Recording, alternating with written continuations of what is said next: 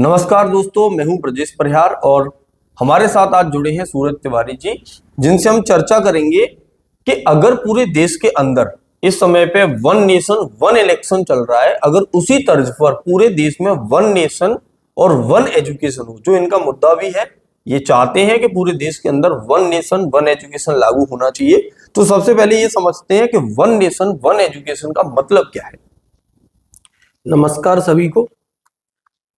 Sir, मुझे ऐसा लगता है कि अगर किसी देश का जो विकास है, डेवलपमेंट है, अगर हम उस देश के युवाओं का जो शिक्षण है, जो शिक्षा है, अगर हम उसको प्रॉपर तरीके से अगर हम सिस्टमेटिक वे में कर दें, तो मुझे लगता है उस देश के युवा विकसित होंगे, शिक्षित होंगे और उस देश का विकास 100% होना ही होना है। जैसे इसमें वन नेशन वन एजुकेशन जो थीम आप देना चाह रहे हैं, आप सुझाव दे रहे हैं सरकार को वन नेशन वन एजुकेशन लागू होना चाहिए, और वन नेशन वन एजुकेशन का मतलब क्या है, जनता को ये बताएं आप। देखिए sir, one education, one nation और वन एजुकेशन का सीधा सीधा मतलब ये है कि देश में जितने भी स्कूल कॉलेज चल रहे हैं, बोर्ड चल रहे हैं, उन बोर्ड में जो सिलेबस चल रहे हैं, पाठ्यक्रम, वो सबके लिए समान होना चाहिए। कहने का मतलब समानता का अधिकार होना चाहिए। जैसे कि आप ले लो, आपने इंडिया में देखो, एक तो जैसे सीबीएसई बोर्ड है जी, ठीक है, एक आपका आईसीएसई बोर्ड है, ठीक है, एक आपका यूपी बोर्ड है। ऐसे ही अलग अलग स्टेट में अलग अलग बोर्ड चलते हैं। बिहार बोर्ड है, राजस्थान बोर्ड है, एमपी का अपना अलग बोर्ड है, दिल्ली का अपना अलग बोर्ड है। तो अलग अलग बोर्ड में सिलेबस वो अपने हिसाब से अरेंज कर रखा है, ठीक है। अलग अलग उसकी भाषा है, अलग अलग वहां पे किताबों का सिस्टम है। ज्यादातर एनसीईआरटी सीबीएसई प्रेफर करती है। अब जैसे यूपी बोर्ड में भी एनसीईआरटी चल रही है, कुछ बोर्ड में अपनी अलग बुकें हैं। तो अगर सभी जितने भी बोर्ड है उनको मिलाकर एक बोर्ड कर दिया जाए, और जितने भी बोर्ड है अगर वो एक हो जाएंगे, तो वहां पर जो सिलेबस है, जो पाठ्यक्रम है, वो एक हो जाएगा।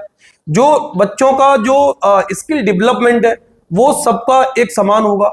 जैसे आपने देखा होगा, शहरों में बच्चों का जो डेवलपमेंट है वो गांव के कंपैरिजन में ज्यादा है, क्योंकि वहां पर स्किल पर ध्यान दिया जाता है। रिसोर्सेज शहरों में ज्यादा है, गांव में कम है।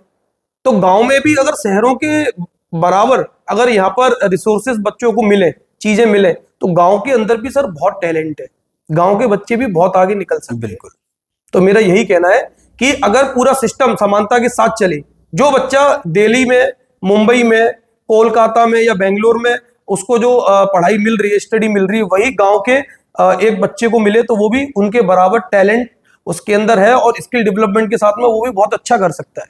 जैसे आपका जो कहने का मतलब है, कुल मिला के ये निकल के आ रहा है कि पूरे के पूरे देश के अंदर एक सिंगल बोर्ड होना चाहिए। बिल्कुल। जैसे मान लो सीबीएसई बोर्ड है, तो हमने बाकी सारे बोर्ड खत्म कर दिए, भले ही सीबीएसई बोर्ड को ही एक सेंट्रल बोर्ड है वो, और वही बोर्ड पूरे बोर्डों को कंट्रोल कर रहा है, और वही बोर्ड है जो सिलेबस डिसाइड कर रहा है, और वही सारे बोर्ड एग्जाम कंडक्ट करा रहा है, वही एग्जाम कंडक्ट कर रहा है, उसी तर्ज पर एग्जाम हो रहे हैं, उसी हिसाब से सारे बच्चों का अगर वाइवा होना है तो वाइवा होगा।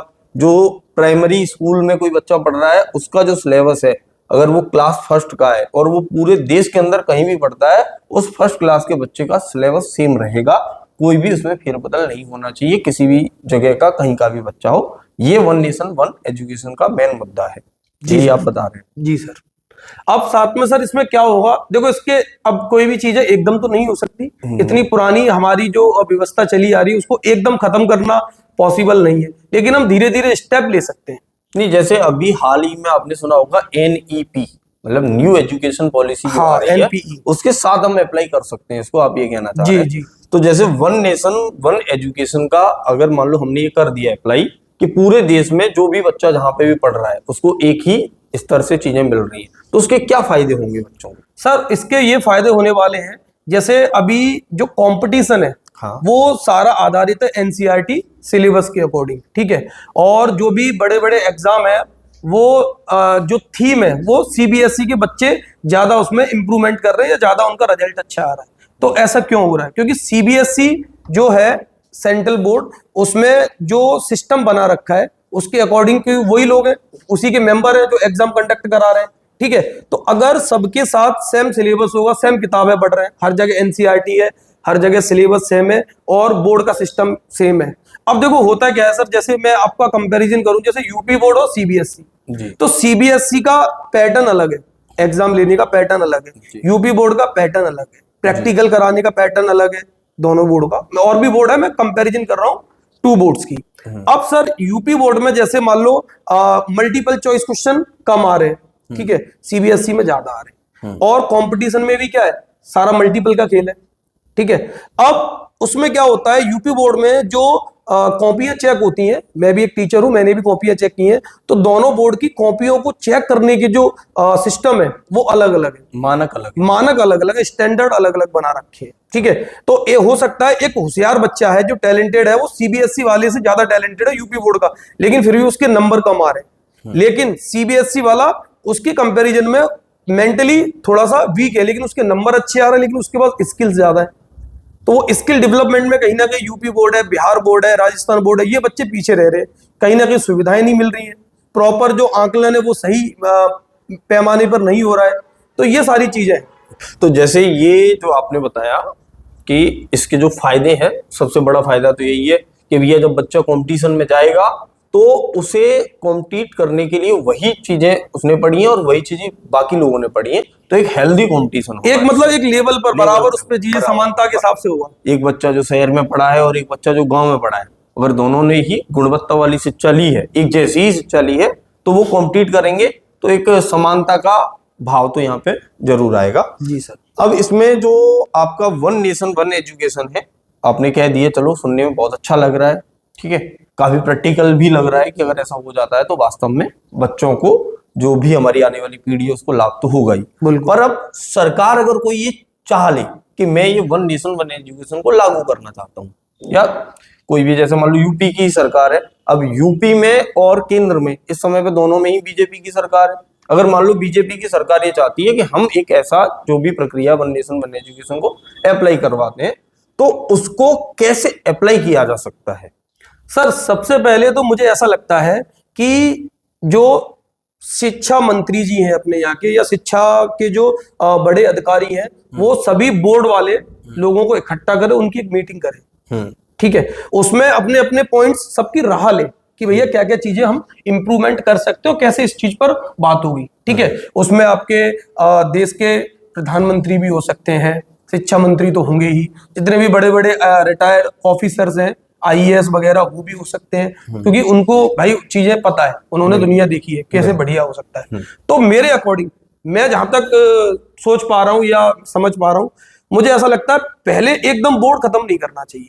जैसे एकदम आप बोर्ड खत्म करोगे तो एक रजिस्ट्रेशन का सिस्टम होता है। नहीं, बोर्ड तो खत्म करना ही नहीं है, जैसे यूपी बोर्ड है, हाँ। उसकी जो बोर्ड की बॉडी बनी हुई है वो वही रहेगी, बस उसको जो कंट्रोल करने का जो सिस्टम है वो अलग दिशा में सेंट्रल लेवल पे, सेंट्रल लेवल डिसाइड करेगा। जैसे मान लो कि एग्जाम कराना है, तो वो एग्जाम एक ही बन रहा है पूरे देश के बच्चों के लिए, बिल्कुल, और पूरे देश के बच्चों का जो एग्जाम है वो साथ में हो रहा है।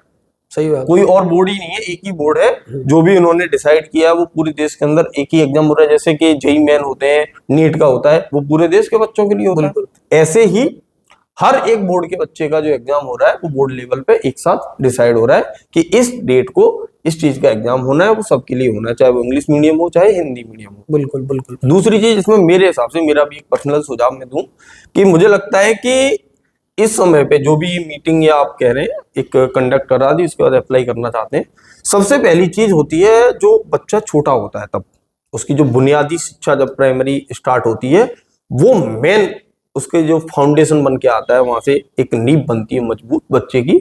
तो उस मजबूत नींव के लिए हमें ये करना चाहिए कि जो रीजनल लैंग्वेज होती हैं उनका सिलेबस वही रहेगा, लेकिन बच्चों को प्राइमरी स्तर पर रीजनल लैंग्वेज में ही पढ़ाया जाए। बिल्कुल। जैसे हमारा कोई छोटा बच्चा है, अब वो छोटा बच्चा जिस परिवेश में रह रहा है, जो उसका घर परिवार जैसी भाषा बोलता है, वो उसी भाषा में बेहतर सीखेगा।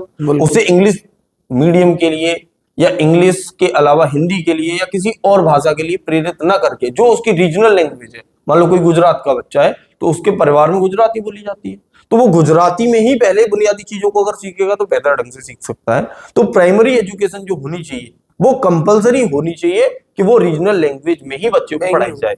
सही बात है।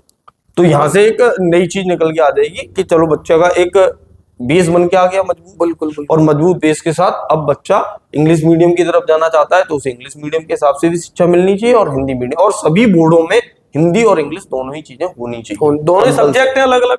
वैसे अभी भी है ये तो कि जैसे यूपी बोर्ड इंग्लिश में भी होता है और यूपी बोर्ड हिंदी में भी होता है, पर ज्यादातर लोगों को ये पता ही नहीं होता कि यूपी बोर्ड में भी इंग्लिश मीडियम है। बिल्कुल बिल्कुल, ये सर आपने बहुत अच्छी बात कही, मैं इसके लिए आपको थैंक्स बोलना चाहूंगा, क्योंकि मैंने खुद देखा, मेरे 2 बच्चे हैं छोटे, तो अभी वो सीबीएसई में पढ़ रहे हैं, तो उनको जैसे कोई चीज पढ़ाई जा रही तो सारा सिस्टम इंग्लिश में ही है, ठीक है। जैसे उनको काउंटिंग सिखाई जा रही है या अल्फाबेट सिखाए जा रहे हैं या उनको टेबल्स सिखाई जा रही है, तो वो रट रहे हैं, वो उनको समझ में नहीं आ रहा कॉन्सेप्ट। वो 2 का टेबल 3 का टेबल उनको आता है, ठीक है, छोटे बच्चे नर्सरी केजी में, लेकिन उनको ये फील नहीं आ रहा अंदर से कि ये क्या है, क्योंकि भाई लैंग्वेज है इंग्लिश में, 2 1 जा 2 2 2 जा 4, तो वो बस ये रटने के लिए है, लेकिन उसको वो कॉन्सेप्ट को नहीं समझ पा रहे हैं। यही चीज अगर हम रीजनल लैंग्वेज में दें, जैसे हमारी रीजनल लैंग्वेज है हिंदी या ब्रजभाषी, तो उसमें अगर बच्चों को समझाएं तो वो ज्यादा बेहतर कर सकेंगे। हाँ, इंग्लिश का सब्जेक्ट है, इंग्लिश एक कोर सब्जेक्ट है, उसको सिखाओ,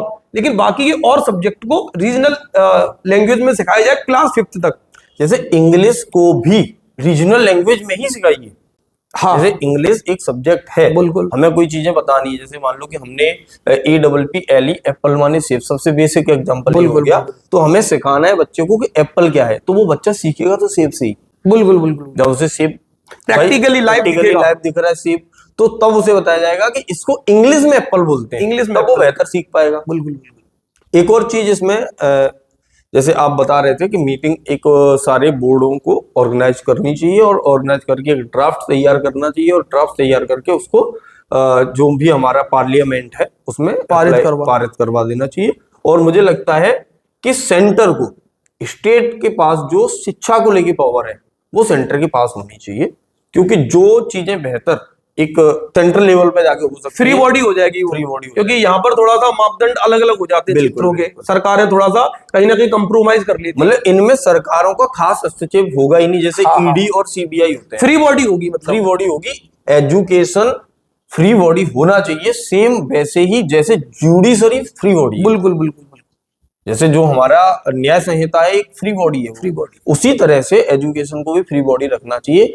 5 साल बाद सरकार अगर कोई दूसरी आ जाती है तो किसी के भी मन में ये अंदेशा ना जाए कि अब यहाँ पे नकल हो सकती है या कोई और चीजें हो सकती हैं।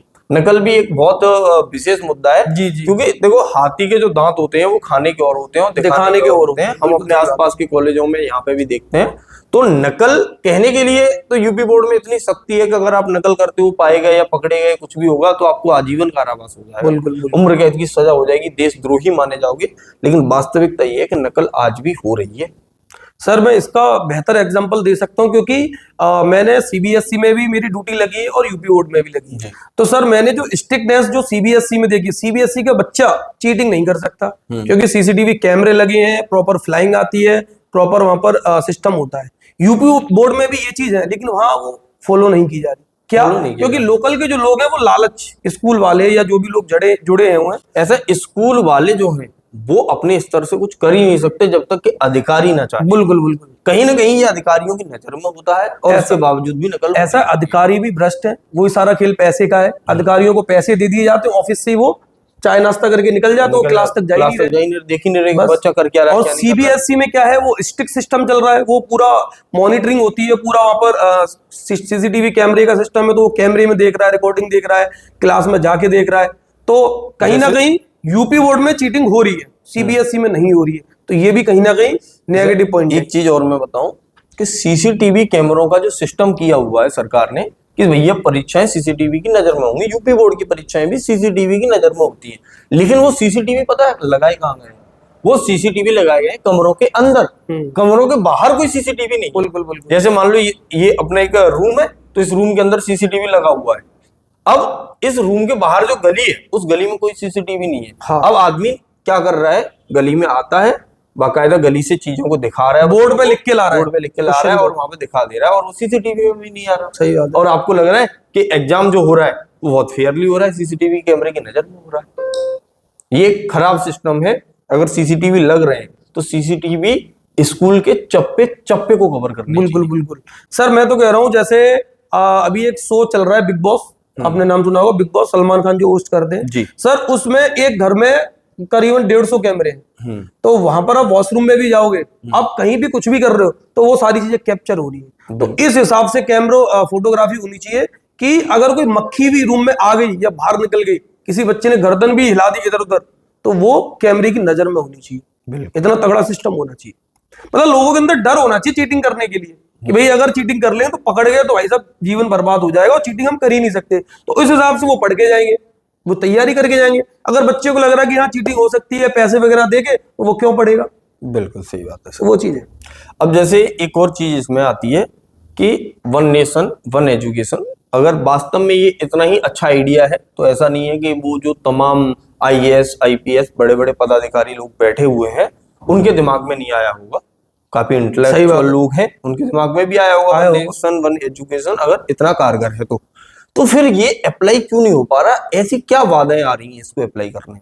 सर इसका कहीं ना कहीं राजनीतिक कारण भी हो सकते हैं, क्योंकि देखो जो भी सरकारें हैं, जो भी उस कुर्सी पर बैठा है, वो इंसान ये चाहेगा कि मैं इस कुर्सी पर परमानेंट बना रहा हूँ, ठीक है। उस चक्कर में सरकारें कुछ ऐसी घोषणाएं या ऐसे नियम बना देती हैं जो कुछ लोगों के लिए तो सही है, कुछ लोगों के लिए खराब है। जैसे आप देखो अभी कुछ साल पहले जो एक्स चीफ जस्टिस थे मिश्रा जी, तो उन्होंने एक नियम पारित किया था कि SC/ST एक्ट जो होता है उसमें तुरंत गिरफ्तारी होती है, मतलब बिना जांच के तुरंत गिरफ्तारी। तो उन्होंने उसका विरोध किया था और उन्होंने एक प्रपोजल दिया था कि भैया इसमें पहले आपकी प्रॉपर जांच होगी, जांच होने के बाद अगर कोई उसमें क्रिमिनल संक्षिप्त पाया जाता है तो उस पर केस होगा और उसको जेल होगी। लेकिन अब उसमें क्या था, बीजेपी सरकार ने, गवर्नमेंट ने, मैं किसी का विरोध नहीं कर रहा हूं, ठीक है, ना मैं सपोर्ट कर रहा हूं ना विरोध कर रहा हूं, मैं बात कर रहा हूं मुद्दे की।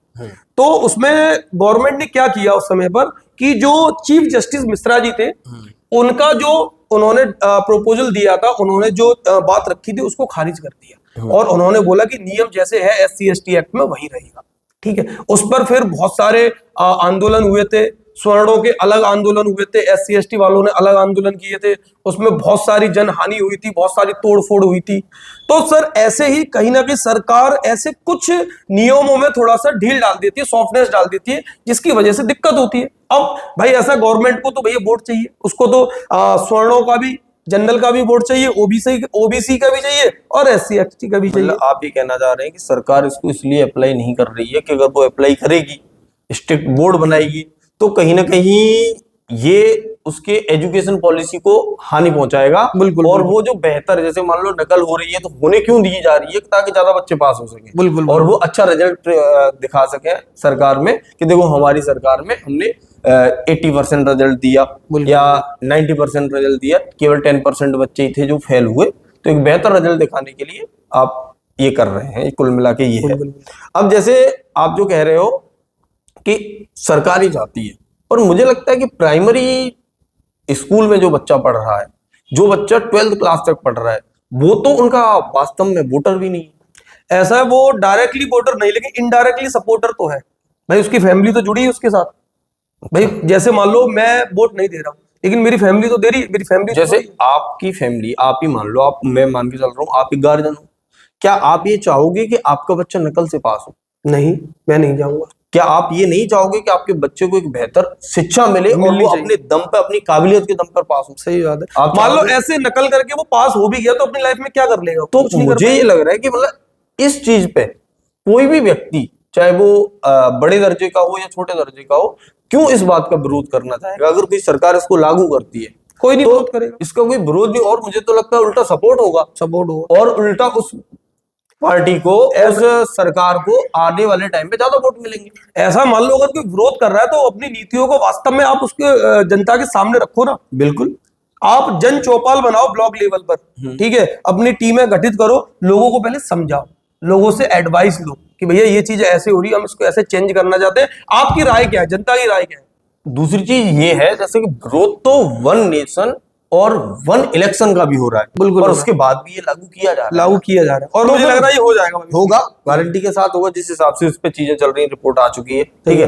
अब इसी हिसाब से क्या जैसे हम उसको लागू कर रहे हैं, क्योंकि वो देश हित में है इसलिए हम उसको लागू कर रहे हैं, और पेश भी ऐसे ही किया जा रहा है। हालांकि तमाम ऐसी कठिनाई आने वाली है वन नेशन और वन इलेक्शन में, क्योंकि कोई भी व्यक्ति, जैसे जब आप वन नेशन वन इलेक्शन करोगे तो उस समय पे पूरे के पूरे देश में एक साथ चुनाव होंगे। एक साथ हुआ। अब मान लो किसी सीएम का जो कार्यकाल है वो 5 साल का है, अब उसने 4 ही साल पूरे किए, तो उसकी जो सत्ता है वो तो 1 साल पहले ही छीन ली जाएगी। तो वो अपनी सत्ता क्यों देगा, वो विरोध करेगा फिर इसका, विरोध करेगा इसका। सही बात है। हाँ, और यहाँ पे मुझे लगता है कि ऐसा विरोध यहाँ नहीं होगा अगर वन नेशन और वन एजुकेशन में नहीं होगा। एजुकेशन, हाँ एक विरोध हो सकता है कि बाकी के लोग जो विपक्ष में बैठे हैं वो इस बात के लिए विरोध करें कि अगर ये सरकार इसको लागू कर देगी तो इसकी वाहवाही हो जाएगी, आगे भी इसके चांसेस बनेंगे, क्योंकि ये एक अच्छी नीति लेके आ रहे हैं। तो अच्छी नीति कोई भी सरकार लाएगी तो वो इस बात के लिए अभी विरोध करेंगे, इस सरकार का लागू नहीं होने देंगे।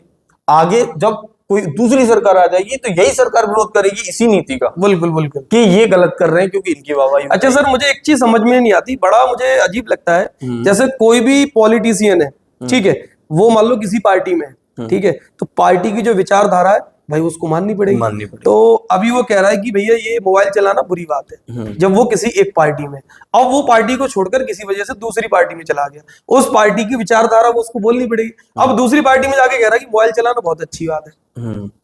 अब ऐसे लोगों को आप क्या कहोगे?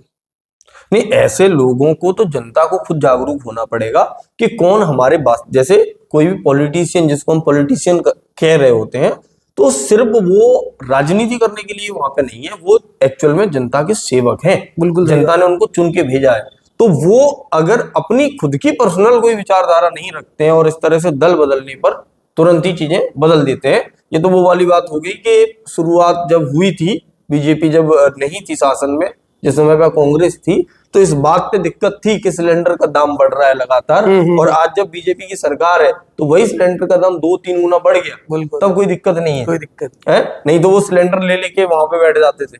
सही बात है, विरोध हुआ। तो यहाँ पे एक ये कमी है कि एलपीजी जो तुमने घर घर अब जरूरत है, गरीब आदमी को भी जरूरत है और एक अमीर आदमी को भी जरूरत है, तो इसका जो लगातार प्राइस बढ़ता जा रहा है, इस पर कोई भी चीजें नहीं हो रही है, तो इसके प्राइस में कहीं ना कहीं हमारे जो माननीय प्रधानमंत्री जी हैं उनको कुछ ना कुछ करना चाहिए। जी सर। हाँ, एक्चुअली में सर ये जो अपना देश है ना, इसमें 80% जनसंख्या गरीब है, और गरीब जनसंख्या बेहतर शिक्षा नहीं ले पा रही है। तो देश का विकास सर कैसे हो जाएगा? शिक्षित हो, क्योंकि देखो जो 20% लोग हैं वो शिक्षित हैं, उनके पास पैसा है, उनका बिजनेस है, उनकी आने वाली पीढ़ी है कुछ नहीं करेंगे तब भी वो पैसे वाले हैं, उनके पास बिजनेस है, काम धंधा है। अब जो 80% गरीब जनता है उसके पास पहली बात तो शिक्षा नहीं है प्रॉपर, ठीक है, उसमें से अगर कोई पढ़ने वाला बच्चा निकल भी जाता है तो उसको प्रॉपर अवसर नहीं मिलते हैं। जैसे अभी आपने देखा होगा इतने एग्जाम लीक हुए ना, आप किसी का भी ले लो, नीट लेवल का एग्जाम लीक हो रहा है, ठीक है, आईआईटी में भी धांधली हो रही है, यूपीएससी के एग्जाम में अभी बिहार पीसीएस में कितने ड्रामे हो रहे थे, खान सर को अरेस्ट किया गया था, है इतना ड्रामा हुआ था।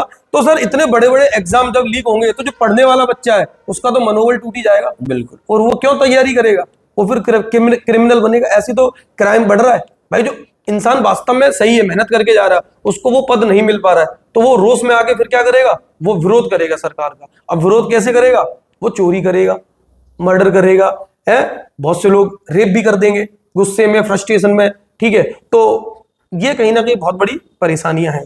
अब इसमें एक सवाल और बनता है, जैसे वन नेशन वन एजुकेशन, क्या ये सिर्फ प्राइमरी से लेकर 12th स्टैंडर्ड तक ही होना चाहिए, या उसके बाद अगर कोई इंजीनियरिंग कर रहा है या कोई एमबीबीएस कर रहा है या कुछ और कर रहा है उसमें भी ये चीजें अप्लाई होनी चाहिए? जैसे कि अभी आपने आईआईटी की बात की, तो एक चीज जो मेरे दिमाग में भी आती है कि जो आईआईटी कॉलेज है उन्हें अगर कोई एक इंजीनियर आईआईटी से बन के निकला, आईआईटीएन है, तो ये ऑलरेडी ये मान लिया जाता है कि ये अव्वल दर्जे का विद्यार्थी रहा है, ये देश का एक ब्रिलियंट माइंड है और ये एक अच्छी एजुकेशन पाके आया है आईआईटी से।